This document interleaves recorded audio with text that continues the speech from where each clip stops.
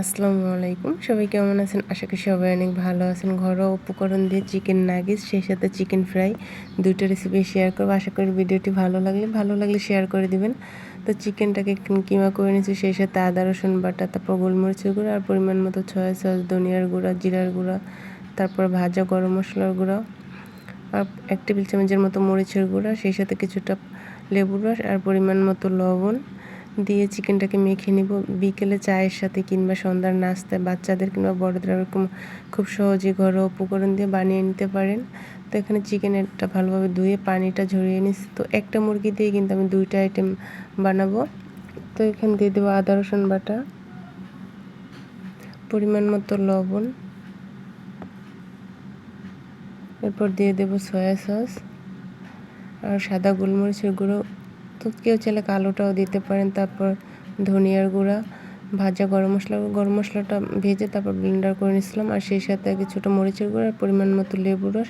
তো লেবুর রসটা এই ক্ষেত্রে একটু বেশিই দেবো, যেহেতু টক দই ছিল না আর একদম হাতের কাছে থাকা উপকরণ দিয়ে বানাইতেছি, সেজন্য আর কিছুটা টমেটো সস দিয়ে চিকেনটাকে মেখে নিব।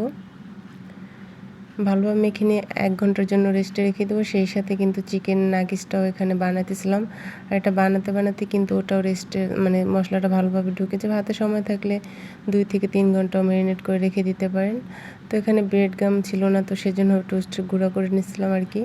তো এরপর ওটা ভাজতে দিয়ে তারপর এটা কিন্তু আমি একটা ডিমটাকে ফেটিয়ে তারপর ভালোভাবে মেখে নিব চিকেনটার সাথে। আর এটাও কিন্তু এই পর্যায়ে ভাজা প্রায় শেষ। তো মামি এদিকে ভাজতেছিল আর কি। তো মামি আর আমি কিন্তু সন্ধ্যার সময় মজাদার একটা নাস্তা বানাতে চলে আসছিলাম। আর ভিডিওটি ভালো লাগলে প্লিজ চ্যানেলটি সাবস্ক্রাইব করে দিয়ে পাশেই থাকবেন। কেউ যদি ফেসবুক থেকে দেখে থাকেন তাহলে ফেসবুক পেজটা ফলো দিবেন। তো চিকেনটাকে একটা ধাপে ময়দার সাথে মুড়িয়ে তারপর একটু ভিজিয়ে আবার দ্বিতীয় ধাপে কিন্তু এভাবে ভিজিয়ে নেব। ময়দা না থাকলে সেই ক্ষেত্রে কিন্তু আটা দিয়েও বানাতে পারেন। তো আবারও কিন্তু পানিটা ঝরিয়ে তারপর এরকম ময়দাটা আবার চাপিয়ে মিক্স করতে হবে, যাতে ময়দাটা না ছুটে যায়। আর আলগা যেটা থাকে সেটা ঝেড়ে ফেলে দিব। তো সবগুলো একইভাবে তৈরি করে নিচ্ছি। এরপর তেলটা হালকা গরম হলে কিন্তু ভাজতে হবে। অতিরিক্ত গরম করে ভাজার সময় কিন্তু উপরটা ভাজা হবে কিন্তু ভিতরটা সিদ্ধ হবে না।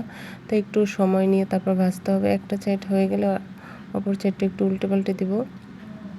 তবে এগুলো আমি আরেক ধাপে ভাজবো, এর জন্য পুরোটা ভাজি না, আবার উঠিয়ে তারপর ঠান্ডা হওয়া যাওয়া পর্যন্ত অপেক্ষা করব। এর আগে সবগুলোই কিন্তু একইভাবে ভেজে নিতে হবে। তো সবগুলো ভাজা হয়ে গেলে তুলে নিয়ে এগুলো প্রায় ২০ মিনিটের জন্য রেস্টে রেখে দেবো, যে পর্যন্ত ঠান্ডা না হয় আর কি। ঠান্ডা হয়ে গেলে কিন্তু পরবর্তী ধাপেও কিন্তু একইভাবে ভেজে নিব।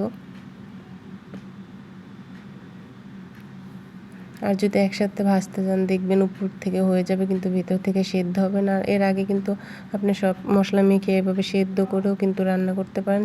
তবে সেই ক্ষেত্রে চিকেন ফ্রাই বানালে কিন্তু দ্বিতীয় ধাপে আর ভাজতে হবে না, এক ধাপে ভেজে নিলে হবে।